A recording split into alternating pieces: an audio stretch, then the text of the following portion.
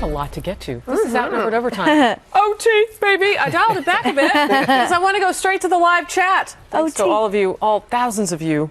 Miss Nanner says, if Hillary Rodham Clinton wants to, because she says HRC, wants to run again for POTUS, it will have to be under a different party. No way the Democrats are going to let her be on their ticket again. Thoughts? Yeah, absolutely. I mean, they're all blaming her. For right or wrong, they're saying the Clinton machine was in place. Everybody loves Obama. You know, everything. It was all the wrong candidate. It was just her. The establishment candidate at a time when people wanted change. So I agree with that. I just think I'm just really talking about her mental state.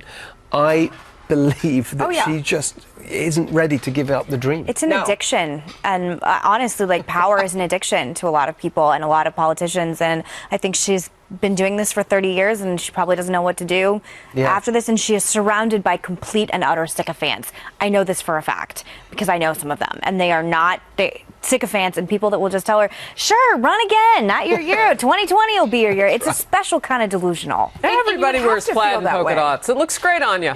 Go on. But you would have to feel that way because to me it looks so awful. I can't imagine running for office. It looks brutal, exhausting, everyone's mean to you. Like, it just it looks so difficult. For her to be committed to it for so long, you would have to be addicted to it. You would have to believe that you could always win. I mean, you would have to be in that mindset. And everything she's put up with. So long. I mean, if you think about so all old. the stuff she's put up with in her life, with you know, I mean, I don't want to go That's into so it, but sexist. No, you know what? Do you know why I'm okay talking about her age? Because people have no problem talking about my father's age when he ran, and he was younger than she was when she ran. Age is a factor. What, she'd be 74, 75 when she ran, and she does have health problems. I mean, if she runs again. Jillian Lee, hello to you. You say, Steve, my absolutely favorite, one lucky guy. We like him too. I like that. Is she relative? Or I wrote that. So what is this, Facebook? This is Facebook. You know what I Live. love about the Facebook Live when Sandra reads the shout-outs? Just to know where, like, everybody is watching Aaron from. McDonald, Steve Hilton, Rock speaks his mind and is rational. We think so, too. But, yeah, the shout-outs are good. Let us know where you're watching from. Love you guys from Colorado, says Susie. Lots of love for Steve Hilton. Wow. Thank you. They like having you. So what does Obama say? I love you back. back. He says that all the time. Lots of questions about how the world will look at us and treat us based on a president-elect Donald Trump. And people are in different camps on that. But I want to discuss that. What do you think, Megan? I think people are going to come around to it. I certainly have. It's been a long process for me as a more, I consider myself a really hardcore William F. Buckley conservative. Small government. I'm a very traditional Republican going back to the era of the 60s and 70s. So it's been a process for me to come to with a populist nationalist candidate. But I see a lot of good at Tom Cotton. These are great choices. Like, some of the people he's surrounding himself are people I really trust. But in terms of how the world sees us. The world's got to grow up. I really have very limited patience for this right now. He won. He tapped into anger that's relevant and important in this country. And a lot of people have done a lot wrong, and they can grow up. I don't like a lot of things that are happening overseas. I don't like that our president's in Greece right now, and Greece is bankrupt. I assume going to ask the United States and the European Union for money. That's what socialism does. Everybody has to grow up. It's been a long election. So it's interesting because on the world stage right now, you and I were talking during the show, we saw an alert about the fact that Russia has just extricated itself from the council that looks at humanitarian issues and torture and those sorts of things. And I said, wow, so does that mean that they're just going to move in and take Ukraine? And you said, this is what it means. Well, I think that with Ukraine, the truth is Obama was the one that stood by and let them do what they want. That's already happened. And so the response now is, does America want do the American people want this country to go and engage in some military effort to stop Russia taking Ukraine? I think the answer to that is no, but that's why we have NATO. America's a part of NATO, but it's got to be the Europeans that lead on that. I think, though, that just on the world thing, I think there's no doubt that around the world the reaction will be, oh my God, look what they've done. They've elected this crazy guy. Look, we've had that before. That's what they said about Reagan. That's what they said about Bush. In the end, it will be what he does as president that really matters. I know. We keep saying on this show all week, everybody's judging President-elect Donald Trump before he's even in office and has a chance to prove himself. Melissa, how old is your youngest again? I have a 1-year-old daughter and a 6-year-old boy. So she's 1 now. Yeah. Wow, that happened really Yeah. fast. So I think this is a fun shout out from Kristen Mariano. She says, my 5-month-old daughter and I watch you ladies every day at noon before nap time. Hashtag girl power, hashtag daddy is outnumbered. I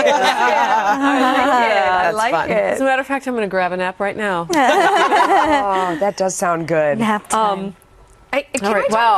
Going back to this idea of how are we being looked at on a world stage, I think that the bar is so low for Donald Trump that That's a really good point. like there's so much, and we've said it that way in our own government, and President Obama is setting it this way, that all he has to do is a few decent things, and everybody will turn the page on the whole thing. And be like, oh, he's so much better than we thought. But it's how Americans looked at France when they elected a full-blown socialist as president. I mean, there's judgment both That's a fair ways point. everywhere. Exactly. That's interesting. All right, so obviously people are taking it upon themselves to also answer this question online, which I love. Nice. So on the live chat, I love that. Liam says, I'm going to say people in ISIS, and I'm going to say I don't call them people, I call them savages, but that's just me. Monsters. I'm going to say people in ISIS are going to be more hesitant to attack us on our own soil than they would have been if Clinton had been elected. Yeah, because he said he'd bomb the blank out of them. Yeah. It's one of my favorite things Donald Trump ever said. Yeah. I hope our enemies know there will be recourse. The era of Obama, denuclearizing us and making our presence on the national stage much smaller and much weaker, it's done. It's over. I love that he will, if something happens, he's got to show that one of the main recruiting things for ISIS is the fact that they apparently keep winning, they keep succeeding, they're not confronted, and that's one of the attractions for the young men that go for it. And if they suddenly start to see that turn around and actually ISIS is being defeated and you're not just going to get away with it, that will really help turn the tide, and I do think that's what Trump's intending to do. All right, so shifting gears a little bit, Senator Bulworth says... He tweets in a lot. I know he does. And you know what? We don't even know if it's a he. Or she, excuse me. Right? Yeah, I was just realizing the that. movie Bulworth, it was a man. So. Right? Sanctuary city equals criminal safe space equals lawless enclaves. Anybody? Well, it's true. You had 50 seconds like it's basically I know. true.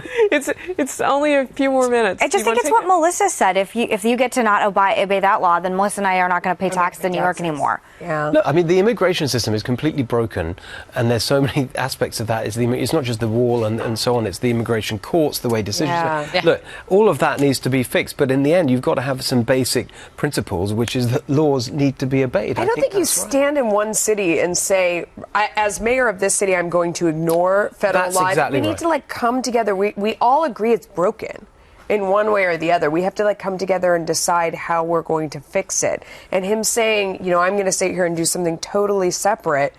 How can you be? He's part of the law enforcement. How does he get away with structure. that? I take away funding. I want to touch on this, and I'm going to ask this person. I see her her picture here. I think it's Renee CH. I'm not sure on how to. It might be Renaa. But I want to get into this because I think it's interesting. Sick of seeing all the negativity in the comments.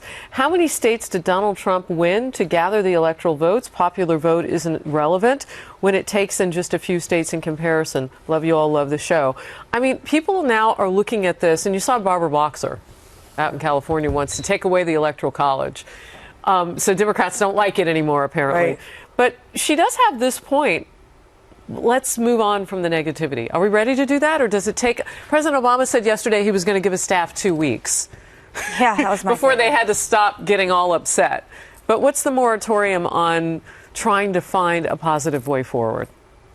It's a good question. I don't know, because I do think you need, I'm an advocate for when you get knocked down, you need a mourning period or else you don't get over it. So I do sympathize with the idea that the I've read your left book. is devastated. Amazing, by the way. I think that there are people who are devastated, and if you don't mourn about it, you probably don't ever get over it. But there is an expiration on it. Maybe it's a week. Well, Maybe it's 2 weeks. there's a fact of life, which is on the left. There is a lot of organising going on in terms of what they call the resistance and the fight back. There's really safety pins. Seriously. Well, what there's a lot. about in your homeland? I mean, Brexit. Are the people who voted against it, are they okay now? Do they need safe spaces? Are they? It's still very raw, actually. Really? Yeah, and that's like, what is it, 6 months now, Yeah. and it's But still did some very of their divisive. fears come to fruition? No, but it's a I mean, I classic don't know. I example don't live where there. people you know, it's a bit like with Trump. Like the warnings were so extreme. Like we're going to have an overnight worst recession in 50 years and all this kind of stuff. None of that has happened. But people jump on different facts. Well, the market loves certainty. Point. So I think it would have been. But it's still very raw. It's 6 months on, and there's definitely not been any kind of, you know, it's still incredibly contentious. Interesting. Thank you, sir. As are you. Steve Hilton, thanks for being here. Really good We'll to see have you tomorrow. Thank you. Yeah.